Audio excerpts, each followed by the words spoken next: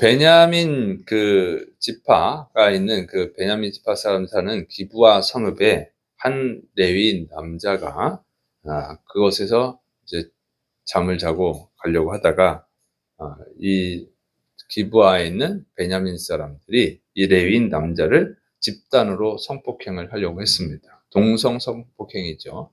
그러다가 이제 그 레위 남자의 첩을 집단으로 또 성폭행을 했어요. 그래서 여자가 죽었습니다. 그래서 이 레위 남자가 이 흉악한 죄악을 이스라엘 전 지파에게 알립니다.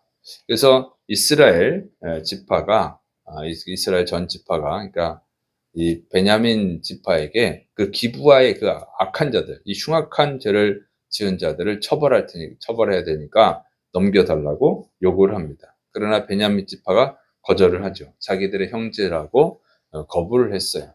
그래서 이스라엘 전 지파랑 이제 그 베냐민 지파하고 전쟁을 하게 됩니다.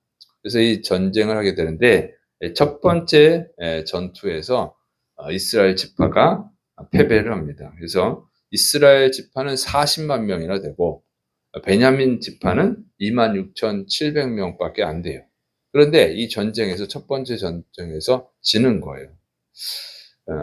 그리고 이게 이상한 게 하나님께 기도를 했거든요.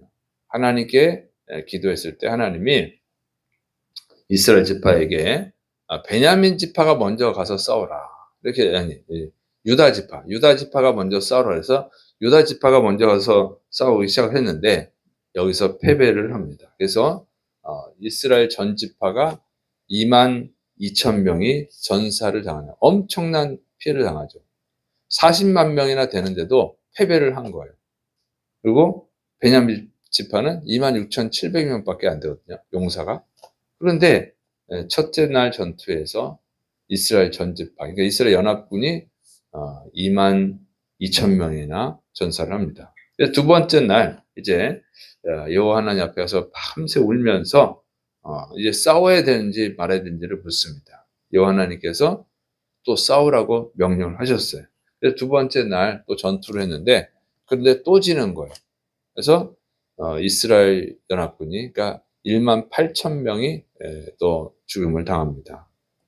이제 세 번째 전투를 정말 해야 되는지 말아야 되는지 또 이스라엘 전 지파가 이건 말도 안 되는 얘기잖아요. 40만 명이나 되는데 지고 있는 거예요.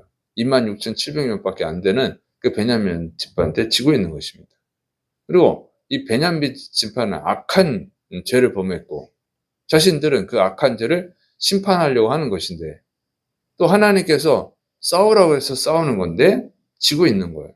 그러니까 셋째 날에는 정말 울면서 금식하면서 번제와 한목제를 드리고 하나님께 묻습니다.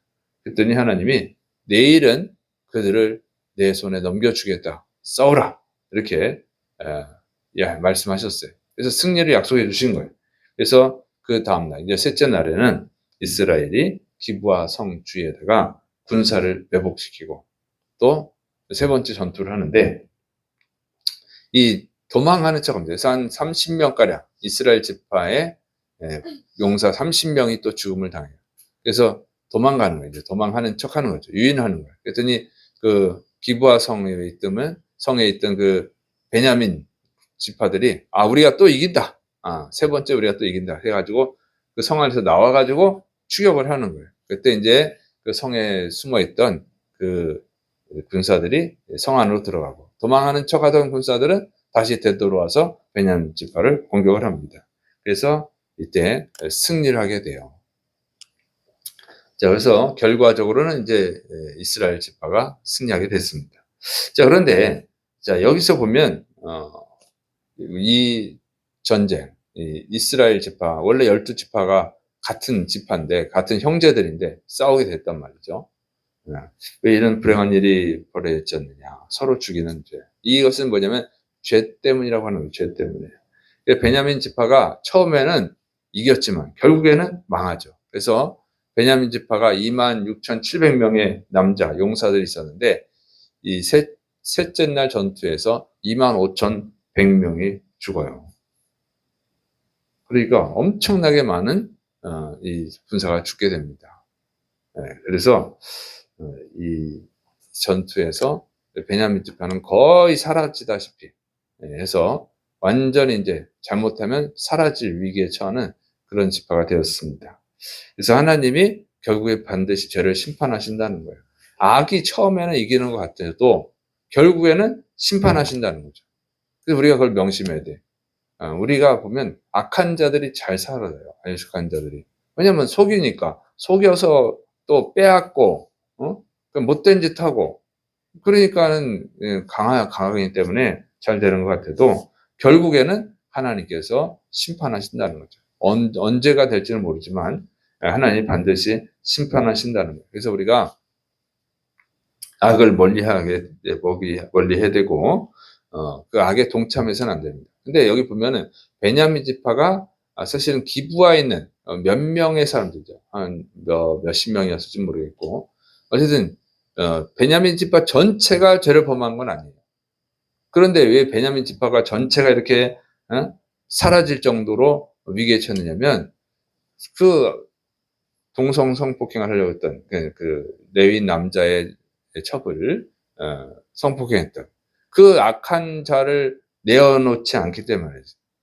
그들을 처벌해야 되는데 우리 같은 지파야, 우리 형제야 하고 안 내놔서 그들이 그런 죄를 범한 건 아니지만 자기들 형제라고 편을 들어줬기 때문에 심판을 받는다는 거죠. 그래서 우리가 명심해야 되는 것은 나는 죄를 안 졌어. 그렇다고 해서 괜찮은 게 아니고 내가 죄를 안 졌어도 이 죄인을 보호하면 안 된다는 거예요. 근데 요즘 사회를 보면은 그런 게 있죠. 같은 고향 사람이라고, 같은 친구라고, 뭐 같은 친척이라고 해가지고 범죄자의 그 죄를 숨겨주거나 아니면 그 범죄자인데도 무조건 투표를 해가지고 찍어주는 거죠. 아주 나쁜 악한 자들인데도 그래도 우리 고향 사람이잖아. 그 우리 친척이잖아. 친구잖아. 그래서 이렇게 표를 찍어주는데 그래서 그런 사람들이 악한 자가 범죄자가 뭐 또 당선되기도 해요. 그것은 죄라는 거예요. 그게 베냐민 지파가 한 짓이 그런 거예요. 그런 거에 대해서는 그 사람이 비록 죄를 안 졌을지라도 죄의 편을 들은 사람이기 때문에 반드시 심판을 받는다는 것입니다. 하나님이 때가 되면 심판을 한다고 하는 것이죠. 그래서 우리는 그런 것들을 경계해야 될 줄을 믿으시 바랍니다.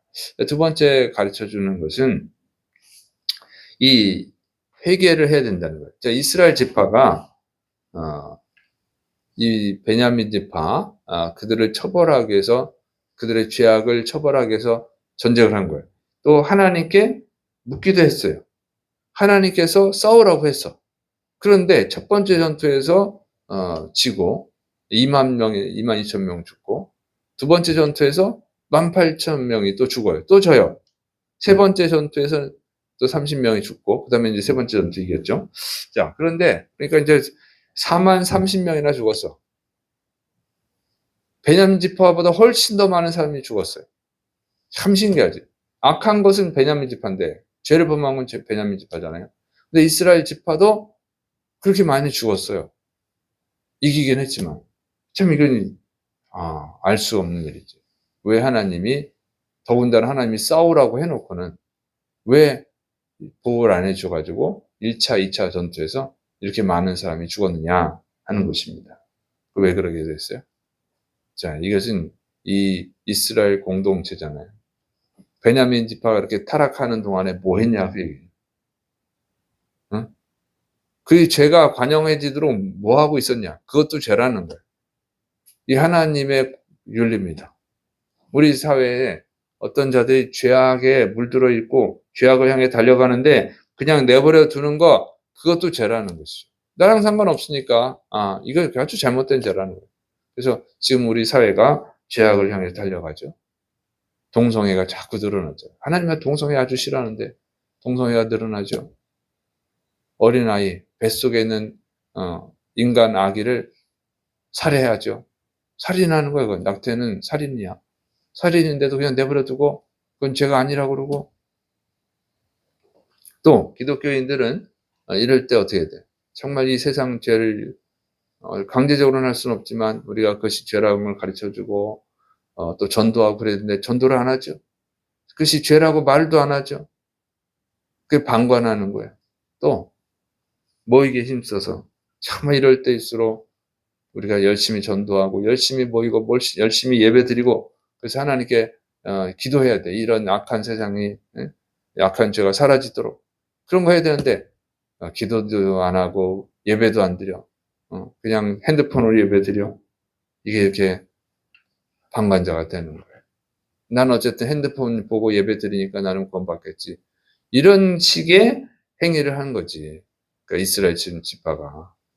그래서 우리가 보면 하나님 보실 때는 다 악하다. 응?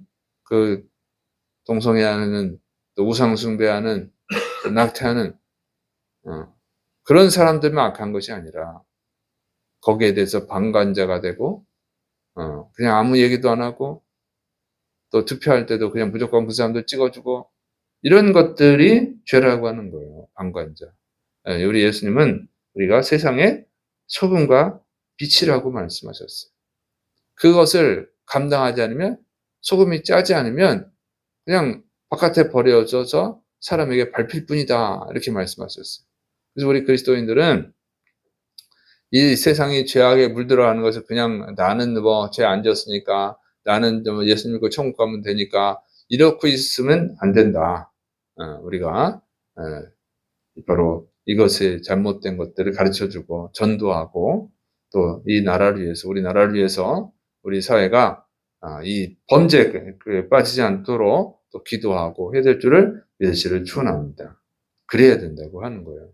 회개하고 그러니까 이 방관자가 된 것을 회개해야 된다는 것이죠. 그 다음에 세 번째 가르쳐주는 것은 하나님의 말씀을 듣고 싸웠는데도 패배한다 할지라도 정말 우리가 이 하나님을 의지하고 또 기도하고 그랬는데도 좋은 결과가 안 나올 때가 있어요.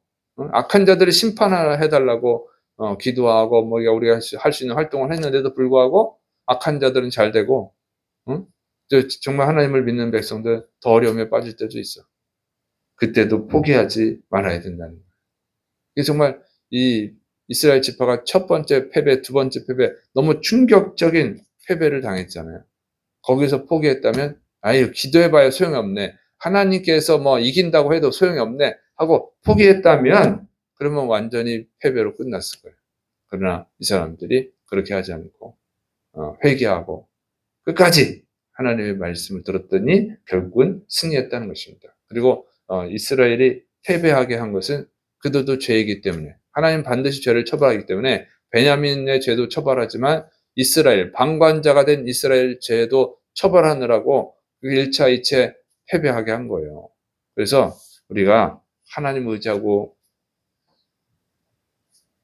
했음에도 불구하고 결과가 나쁘다 할지라도 그건 과정이다.